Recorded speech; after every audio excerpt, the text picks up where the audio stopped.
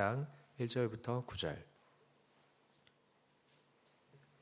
함께 나눌 하나님의 말씀 사무엘상 18장 1절부터 9절입니다. 한 절 한 절 교독하고 마지막 9절은 합독하겠습니다. 제가 먼저 읽겠습니다. 다윗이 사울에게 말하기를 마침에 요나단의 마음이 다윗의 마음과 하나가 되어 요나단이 그를 자기 생명같이 사랑하니라.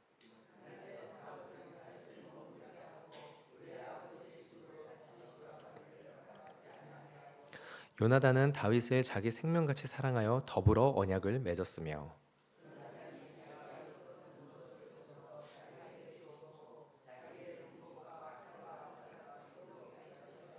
다윗은 사울이 보내는 곳마다 가서 지혜롭게 행하며 사울이 그를 군대의 장으로 삼았더니 온 백성이 합당히 여겼고 사울의 신하들도 합당히 여겼더라.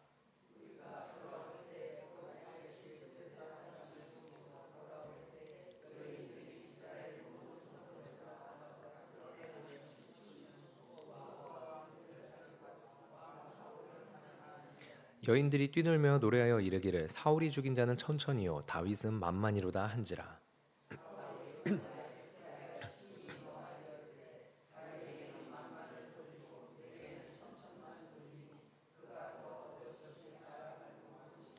함께 읽겠습니다. 그날 후로 사울이 다윗을 주목하였더라. 아멘. 모세, 여호수아, 갈렙 이름으로 1,000번째 드리셨습니다. 우리 같이 잠시 기도하겠습니다. 하나님, 우리의 마음 가운데에 하나님을 신뢰하는 마음이 더더욱 더 굳세지기를 소망합니다. 해가 지나가고 날이 지나갈수록 하나님 오히려 정말로 삶을 사는 것이 더 힘겨워지고 주님 앞에서 믿음이 흔들리는 것은 아닌지를 생각해 볼 때에 주님의 도우심이 너무나도 간절히 필요함을 고백합니다. 하나님, 정말로 주님 앞에 믿음으로 나아갈 수 있도록 주님께서 우리 마음을 붙잡아 주시고 더불어서 도울 수 있는 손길들도 허락해 주시되 내가 또한 누구를 도울 수 있는 손길들이 될 수 있게 하시어 주님 앞에서 아름다운 주님의 나라를 이 땅 가운데서 이루어 나가 주님 볼 수 있게 하여 주시옵소서. 오늘 하루도 그렇게 쓰임 받기를 소망하며 예수님의 이름으로 기도합니다. 아멘. 제가 청년들에게나 청소년 친구들에게 이렇게 축복에 대한 이야기를 할 때에 정말로 많이 이야기하는 게 뭐냐면 모든 축복 중에서 가장 귀한 축복은 만남의 축복이다라는 것입니다. 그래서 제가 사실 이 장년분들과 만나는 설교 시간에도 몇 번 언급했는데 우리가 받는 많은 축복이 있지 않습니까? 뭐 이렇게 이미 누리고 계신 분들도 있겠습니다. 뭐 물질이라든지 건강이라든지 여러 가지 이렇게 많은 축복을 이미 누리고 계신 분도 있겠지만 그런데 사실 그 모든 축복들 가운데에서 단 하나만을 뽑아서 너가 만약에 받을 수 있으면 뭘 받을래? 라고 만약 저한테 묻는다면 저는 주저하지 않고 만남의 축복이라고 말하고 싶습니다. 이 만남의 축복이 사람의 삶 가운데에서 참 많은 일들을 하기 때문입니다. 오늘 우리가 읽은 본문은 다윗의 인생 가운데, 요나단의 인생 가운데 가장 귀한 축복이 되는 만남의 축복이 이루어지는 장면입니다. 그래서 오늘 본문을 통해서 우리가 두 가지를 함께 보고자 하는데요. 우리가 그 중에 첫 번째를 먼저 나눈다면 만남의 축복은 온전한 믿음 가운데서 이루어진다라는 것입니다. 먼저 1절입니다. 본문의 1절. 다윗이 사울에게 말하기를 마침에 요나단의 마음이 다윗의 마음과 하나가 되어 요나단이 그를 자기 생명같이 사랑하니라. 하나님이 우리에게 만나게 하신 귀한 만남들이 있는데 믿음의 눈으로 보면 사실 모든 만남이 하나님이 만나게 하신 만남이라는 그 믿음을 가지게 되기 때문에 모든 만남이 참 귀한 것이 맞습니다. 그런데 유독 더 귀한 만남이 있고 귀하다 못해 정말로 축복 중에 축복이라고 할 수 있는 만남들이 있습니다. 순수한 마음과 신실한 믿음을 가진 사람들과의 만남이죠. 그래서 이 만남은 이 정말로 순수한 믿음, 정말로 온전하게 신실한 믿음을 가진 이 믿음의 사람과의 만남은 정말로 우리의 인생에서 너무나도 귀한 은혜이자 역사이고 축복이라고 말할 수 있습니다. 요나단의 믿음은 여호와의 구원은 사람의 많고 적음에 있지 않다는 14장에 나와 있는 믿음입니다. 그리고 다윗의 믿음은 여호와의 구원하심이 사람의 칼과 창에 있지 않다는 17장에서 자기의 믿음을 고백하고 있습니다. 둘이서 어쩜 이렇게 동일한 고백을 하고 있는지요. 말할 수 없고 어떻게 행동할 수 없는 막막한 어려운 현실 앞에 요나단과 다윗 둘 다 뭐라고 말하냐면은 구원은 사람의 손에 있지 않다. 사람의 숫자, 사람의 방법, 그 어떤 것에 있지 않다라고 말하는 동일하게 신실하게 믿음을 고백하고 있는 사람들입니다. 그래서 어쩌면 요나단은 다윗을 보자마자 그 다윗의 모습이 자기 마음에 너무나도 합했을지도 모르겠습니다. 그리고 다윗 또한 요나단을 보고 요나단의 그 전쟁에서의 그 이야기를 듣고 다윗의 마음 가운데에서도 합했을지도 모르겠습니다. 신실한 믿음을 가진 두 사람, 동일한 믿음을 가진 두 사람이기 때문에 서로가 서로에게 너무나도 귀한 축복이 되는 만남이 될 수 있었던 거죠. 어린 시절에 제가 누군가가 저한테 이렇게 말을 했습니다. 사람이 평생을 살면서 진실한 친구 3명을 사귈 수 있다면 성공한 사람이다라고. 저는 근데 사실 어렸을 때에는 어, 3명? 너무 적은 거 아닌가? 라는 생각을 했었습니다. 3명? 막 그렇게. 제가 친구를 잘 사귀지 못하는 사람인데도 불구하고 어렸을 때에 진짜 같이 어울려서 다니는 친구 두세 명은 있었거든요. 그래가지고 너무 적은 거 아닌가라고 생각했는데 이제 42살 정도 된 조금은 나이를 먹은 지금 와서 왜 그 말을 했는가를 좀 더 알게 된 것 같습니다. 이심전심이란 말은 진짜 쉽지가 않구나 이게. 그리고 사람이 사람과 100% 마음이 통한다라는 건 당연히 불가능하지만 그래도 어느 정도는 통할 수 있지 않은가? 라는 기대감들이 산산이 부서지기에는 충분한 시간이 40년인 것 같습니다. 이게. 그렇기 때문에 정말로 마음이 맞아서 일을 하거나 친교를 쌓는 관계는 너무나도 귀하죠. 그런데 그렇게 마음이 맞는 요소가 올바른 믿음이라면 너무나도 큰 축복 아니겠습니까? 근데 왜 그러냐라고 한다면 제가 전에 한번 언급한 적이 있는데 사람은 안 변합니다. 사람은 정말 안 변하거든요. 근데 사람은 안 변하는데 누군가를 만남으로 물들어가는 것이 사람이기 때문입니다.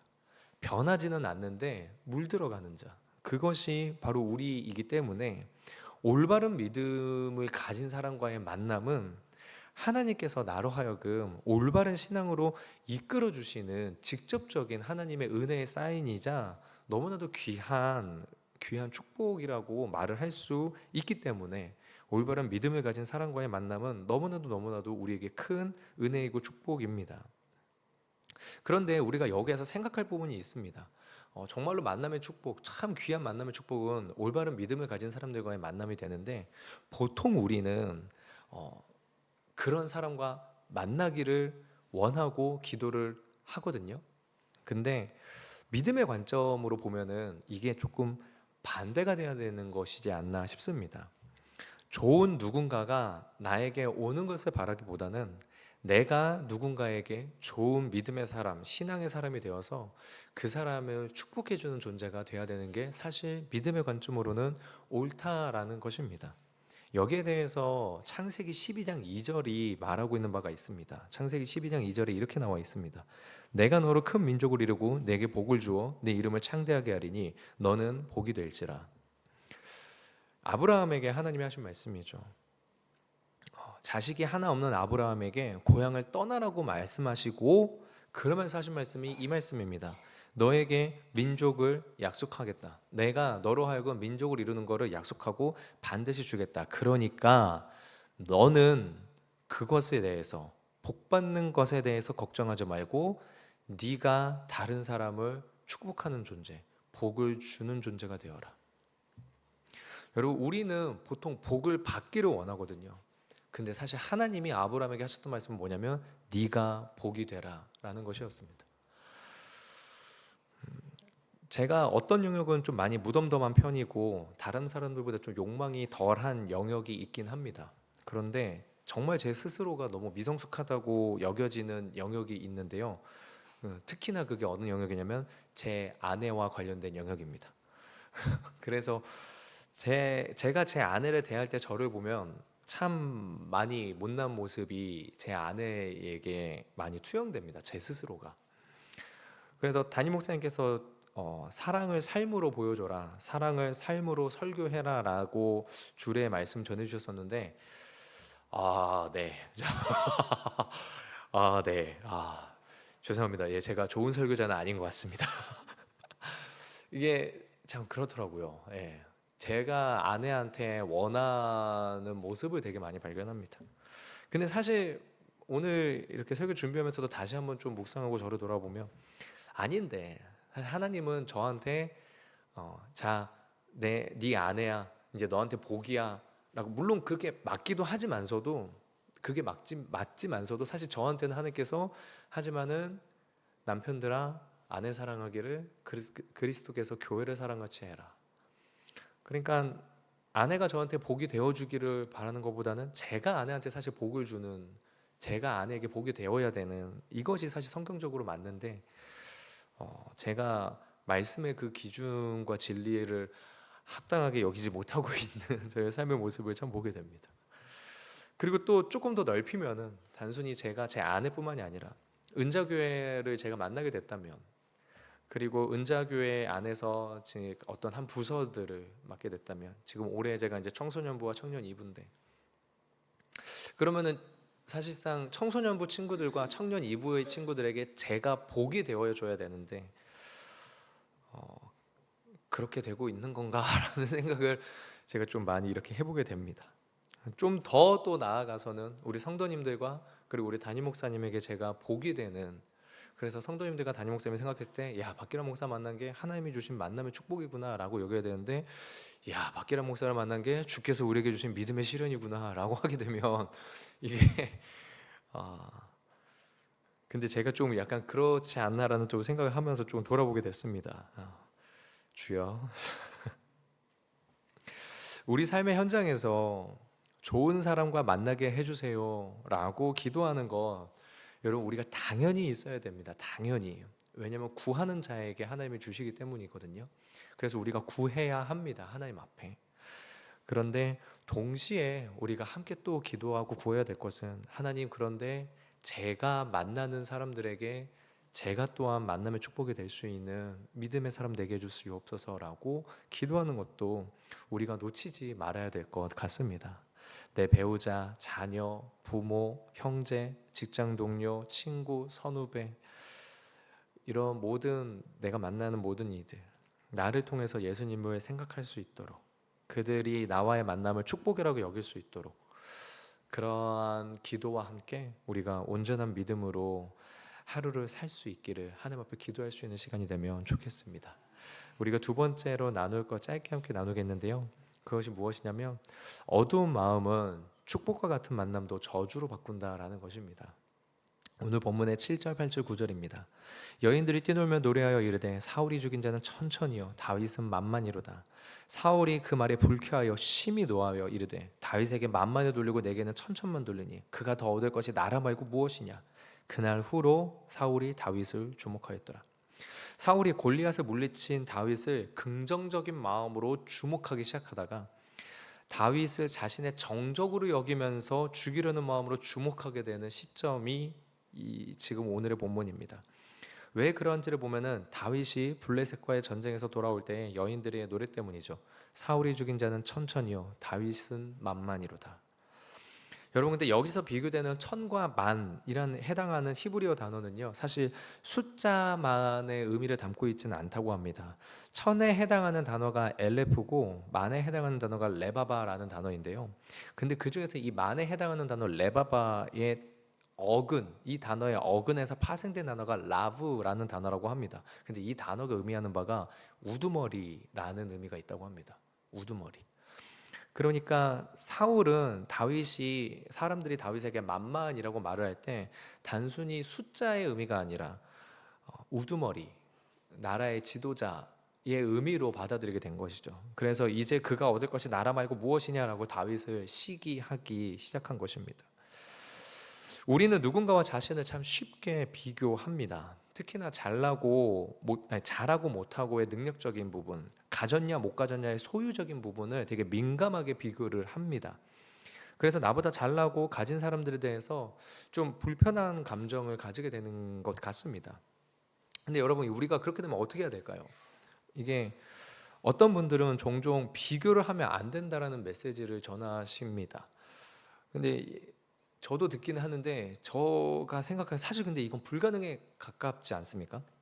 여러분, 이게 지능이 높은 존재들은요 자연스럽게 비교를 하게 된다고 합니다. 지능이 높은 존재들은. 그래서 특히나 자신과 타인을 구분지을 수 있는 지능을 소유한 존재라면 사람이건 짐승이건 비교를 숨쉬듯이 자연스럽게 하게 된다라고 합니다.